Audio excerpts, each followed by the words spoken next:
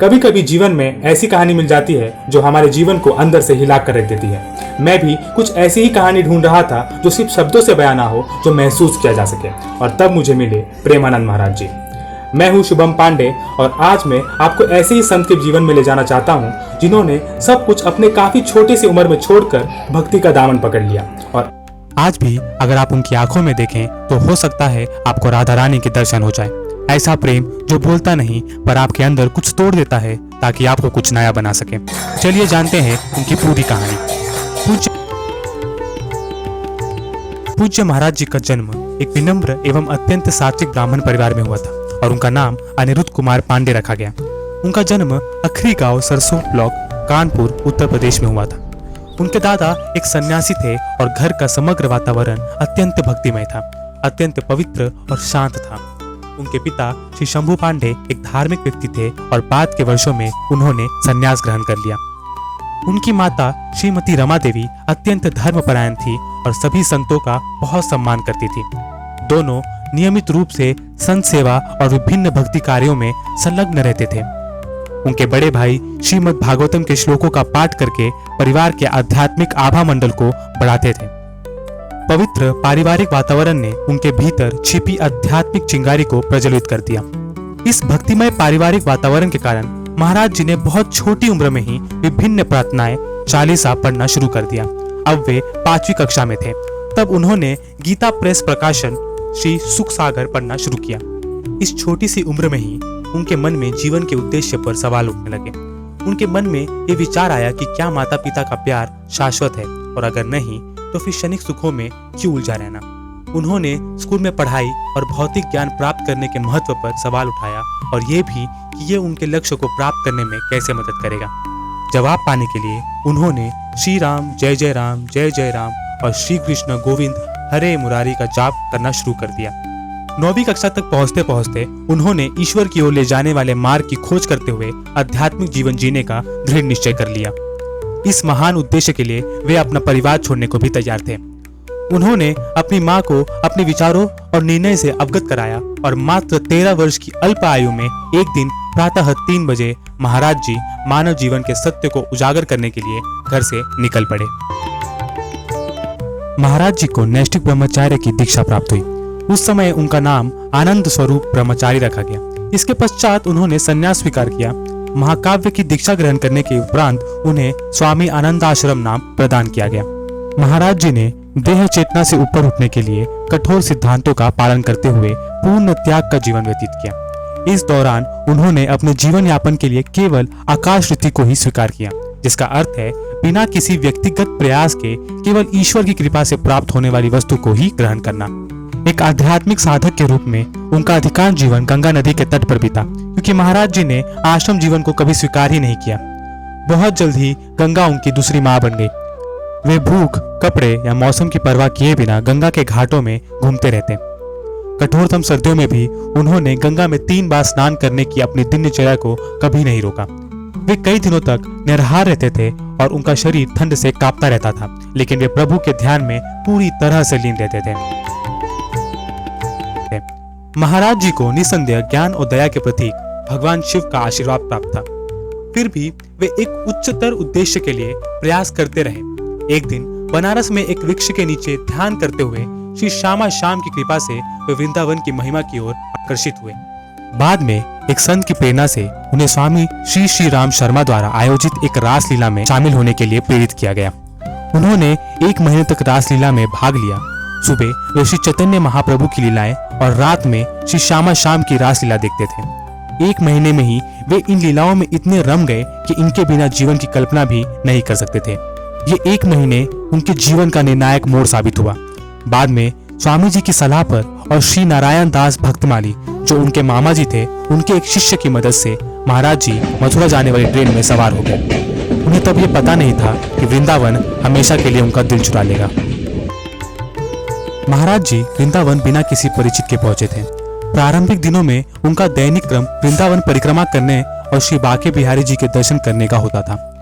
श्री बांके बिहारी जी के मंदिर में एक संत ने उनसे कहा कि उन्हें श्री राधा वल्लभ मंदिर के दर्शन भी अवश्य करने चाहिए। महाराज जी घंटों खड़े होकर राधा वल्लभ जी की स्तुति करने में लगे रहते। आदरणीय गोस्वामी जी ने इस पर ध्यान दिया और उनके प्रति स्वाभाविक स्नेह विकसित हो गया। एक दिन पूज्य श्री हित मोहित मोराल गोस्वामी जी ने श्री राधा रस सुधा निधि का एक श्लोक पढ़ा, लेकिन संस्कृत में पारंगत होने के बावजूद महाराज जी उसका अर्थ नहीं समझ पाए। तब गोस्वामी जी ने उन्हें श्री हरिवंश नाम जपने के लिए प्रोत्साहित किया। महाराज जी पहले तो ऐसा करने में हिचकिचाए, लेकिन अगले दिन जैसे ही उन्होंने वृंदावन परिक्रमा शुरू की, श्री हित हरिवंश महाप्रभु की कृपा से वे स्वयं उसी पवित्र नाम का जप करते हुए पाए। इस प्रकार उन्हें इस पवित्र नाम हरिवंश की शक्ति का विश्वास हो गया। एक सुबह परिक्रमा करते समय महाराज जी एक सखी द्वारा गाए गए एक श्लोक पर पूरी तरह से मोहित हो गए। महाराज जी ने संन्यास के नियमों को दरकिनार करते हुए सखी से कहा कि वह यह श्लोक का अर्थ समझाए। सखी मुस्कुराई और बोली कि अगर उन्हें यह श्लोक समझना है तो उन्हें राधा वल्लभी बनना पड़ेगा। महाराज जी ने शीघ्रता और उत्साह के साथ पूज्य श्री हित मोहित मोराल गोस्वामी जी से दीक्षा प्राप्त करने के लिए निवेदन किया। प्रेमानंद महाराज जी को शरणागत मंत्र के माध्यम से श्री राधा वल्लभ संप्रदाय में दीक्षा प्रदान की गई।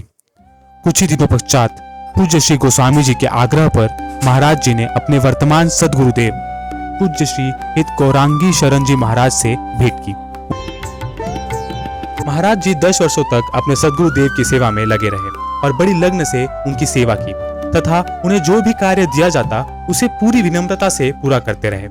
शीघ्र ही अपने सदगुरुदेव की कृपा और श्री वृंदावन धाम की कृपा से वे सहचारी भाव में लीन हो गए और श्री राधा के चरण कमलों में उनकी अनन्य भक्ति हो गई।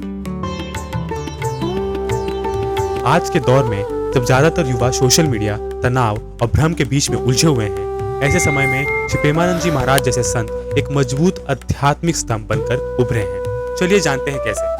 हजारों युवा उनके प्रवचनों, भजनों और सरल जीवन से प्रेरित होकर भक्ति के मार्ग पर बढ़ रहे हैं। प्रेमानंद जी महाराज कोई जटिल उपदेश नहीं देते। वे कहते हैं कि सच्चा अध्यात्म जीवन को सहज बनाता है, कठिन नहीं। शुद्ध आचरण और ब्रह्मचर्य। महाराज जी बार बार इस बात पर जोर देते हैं कि चरित्र की पवित्रता ही युवाओं की असली शक्ति है। उनकी बातों में कोई दिखावा नहीं होता, वे खुलकर कहते हैं। एक युवक तभी दिव्यता को छू सकता है जब उसका आचरण, विचार और व्यवहार तीनों निर्मल हो। वे ब्रह्मचर्य, संयम और आत्मचिंतन को आज के समय में भी पूरी मजबूती से प्रासंगिक बनाते हैं। मानसिक और शारीरिक स्वास्थ्य। वो सिर्फ पूजा पाठ की बात नहीं करते। महाराज जी युवाओं को प्रैक्टिकल सलाह भी देते हैं। वे कहते हैं, रोजाना प्रकृति में समय बिताओ, टहलो, दौड़ो, ध्यान करो और सबसे जरूरी जंक फूड से दूर रहो, क्योंकि खान पान सिर्फ शरीर नहीं, मन और विचारों को भी प्रभावित करता है। कर्मयोग और तर्कशीलता। उनकी आध्यात्मिकता किसी अंधविश्वास से भरी नहीं है। वे कर्मयोग को सबसे ऊपर मानते हैं, यानी कर्म करते जाओ, फल की चिंता मत करो। वे अंधविश्वासों, ढोंग और दिखावों का खुलकर विरोध करते हैं। वो कहते हैं, श्रद्धा होनी चाहिए पर सोच के साथ, आंखें बंद करके कुछ मत मानो। सेवा और त्याग का संदेश। उनका संदेश सीधा है, सच्चा सुख सेवा में है। वो कहते हैं, अपने माता पिता की सेवा करो, वृद्धों की मदद करो, जरूरतमंदों की मदद करो और स्वार्थ से ऊपर उठकर जियो। देश प्रेम और सामाजिक चेतना। महाराज जी का राष्ट्र के प्रति प्रेम उनके हर प्रवचन में झलकता है। वे कहते हैं, हमारे भारत की जब बात आएगी तो जैसे माँ और सेवा दो है, तो भारत हमारी माँ है और सेवा हमारी साधुता है। जब देश की बात आ जाएगी तो हम एक देश के नागरिक के रूप में खड़े मिलेंगे, साधु के रूप में नहीं। गला उतराना होगा तो वहीं खड़े मिलेंगे, तिरंगे के नीचे हैं, तिरंगे के बाहर नहीं। देश की जब बात आएगी तो वहां ये चंदन तिलक दूसरे नंबर में, पहले हम खड़े मिलेंगे, क्योंकि इसी देश में रहकर हम भगवत अर्चना कर रहे हैं, इसी देश में रहकर हम भगवत आराधना कर रहे हैं। इसी देश की मिट्टी ने हमें वो दिया है जो हम कह नहीं सकते। हमारा देश हमारे लिए सर्वप्रथम, हमारा भगवान है हमारा देश। तिरंगा हमारे लिए वो जहाँ हमारा सर झुकता है, उसमें नहीं कि हम बाबा जी दूसरे नंबर में, पहले हम भारत देशवासी हैं और हमारा जीवन देश के लिए है। हम ये देश सेवा कर रहे हैं। शराब मत पियो, मांस मत खाओ, पराई स्त्री की तरफ गंदी दृष्टि से मत देखो, ठीक से चलो, नाम जप करो। तो हमारे देश में हमारे धर्म का स्वरूप स्थापित, हम भी देश सेवक हैं। ऐसा नहीं कि हम देश सेवक ना हो। और कोई भी ऐसा महापुरुष हो जो जेल न गया हो देश के लिए, तो बताओ, चाहे राधा बाबा, चाहे भाई जी, चाहे जो भी महापुरुष, जब देश की बात आई तो छाती तान के खड़े गए। हम हिंदुस्तानी हैं, हम भारतवासी हैं, हम तिरंगे को नमस्कार करते हैं। वो हम तिरंगे के नीचे हैं। ऐसा थोड़ी कि हम बाबा जी हैं लेकिन तिरंगे के नीचे हैं। अगर कहीं झंडे की बात आएगी तो गला उतरा। व्यक्तिगत प्रेरणा और जीवन का चमत्कार। आपको जानकर आश्चर्य होगा कि श्री प्रेमानंद महाराज जी दोनों किडनी खो चुके हैं। वे डायलिसिस पर निर्भर हैं, फिर भी रोज भजन, प्रवचन और भक्ति में पूरी शक्ति से लगे रहते हैं। उनका जीवन खुद एक जीता जागता उदाहरण है कि भक्ति में कैसी चमत्कारी शक्ति होती है। उनके पास ना कोई बड़ा मंच है, ना कोई ब्रांडिंग, फिर भी विराट कोहली और अनुष्का शर्मा जैसे लोग खुले तौर पर मानते हैं कि महाराज जी से मिलकर उनकी सोच बदली। और ये असर सिर्फ उन तक सीमित नहीं, देश भर के स्टूडेंट्स, प्रोफेशनल्स, गृहस्थ और संत, हर कोई आज महाराज जी की वाणी से जीवन जीने की कला सीख रहा है।